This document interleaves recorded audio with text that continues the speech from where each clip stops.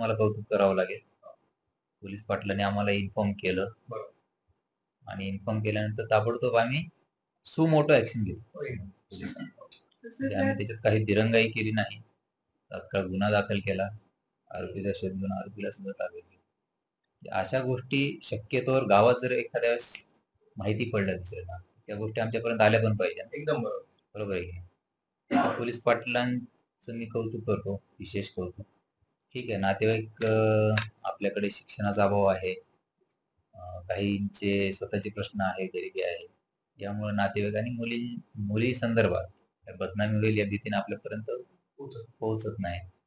परंतु अशा गोष्टी गावात जर लगेच कळत असतील तर त्या आमच्यापर्यंत येऊ द्यात. आम्ही क्विक ऍक्शन, अशा गोष्टीमध्ये कोणालाही सोडलं जाणार नाही, हे आमचा स्टँड असतो आणि असणार.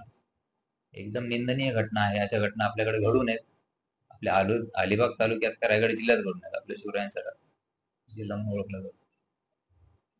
घटना घडलेली आहे, त्याला कडक शासन होईल. कायदेशीर दृष्ट्या रिलिव्हंट सेक्शन नुसार आपण गुन्हा दाखल केलेला आहे. त्यामध्ये अजून काही इन्व्हॉल्व असतील ते देखील जर त्याच्यात निष्पन्न होत असतील तर त्यांना देखील आपण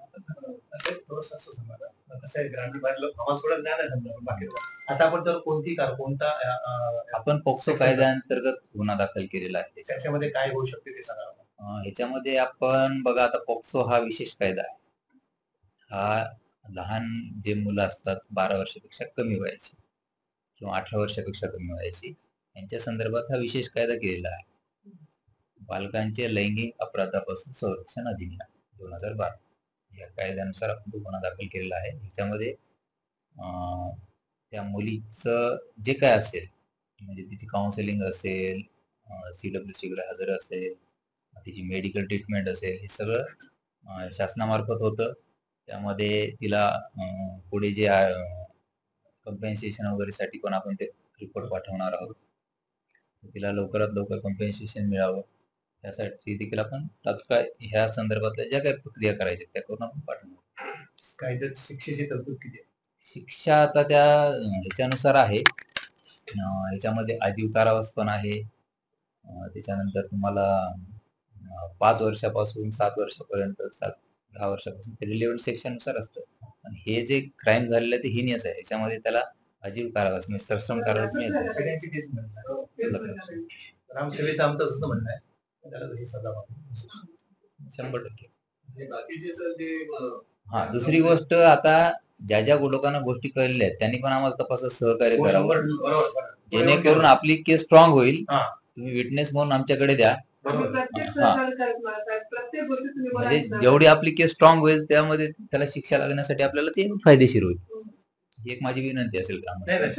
27 तारखेला ही घटना घडली. हो, आणि माझ्याकडे सगळं घटनाक्रम आहे.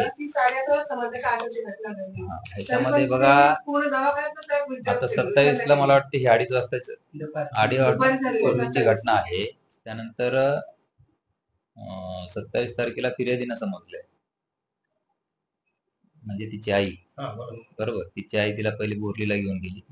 हॉस्पिटलमध्ये तिच्या आईने कुठं सांगितलं की तिला काहीतरी गळ वगैरे लागली.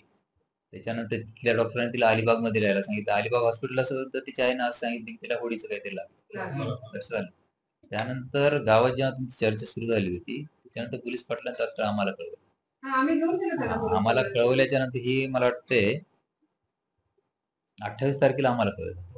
28 आणि आपण 28 तारखेला लगेच एक लेडी ऑफिसर अपॉइंट केली होती तिकडची, एसपी साहेबांना वगैरे सगळ्यांना सांगून लेडी ऑफिसर अपॉइंटमेंट करून सिव्हिलमध्ये त्यांना हॉस्पिटलमध्ये पाठवलं. आपल्याकडची टीम गेली.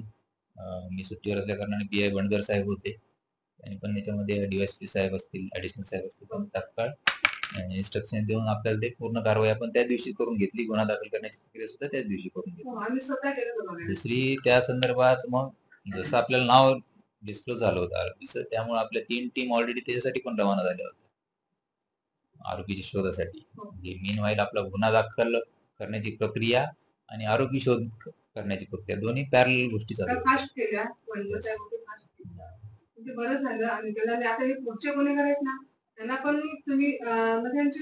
नाही. यात जे इन्व्हॉल्व आपल्याला निष्पन्न होतील कोणालाही स्पेअर करणार नाही.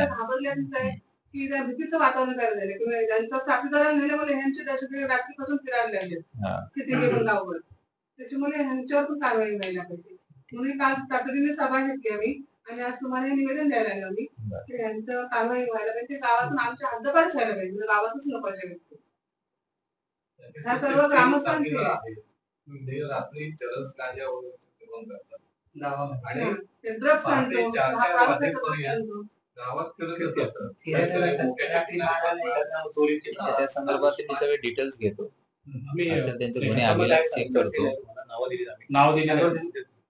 असा दुसरा मुद्दा असा आहे आता समजा ही जी मुलगी आहे आमच्या गावातील माहेर करीण आहे तिला दिलेली आहे मुरुड. पण आता कसा प्रकार तिला 3-4 मुलं जी आहेत.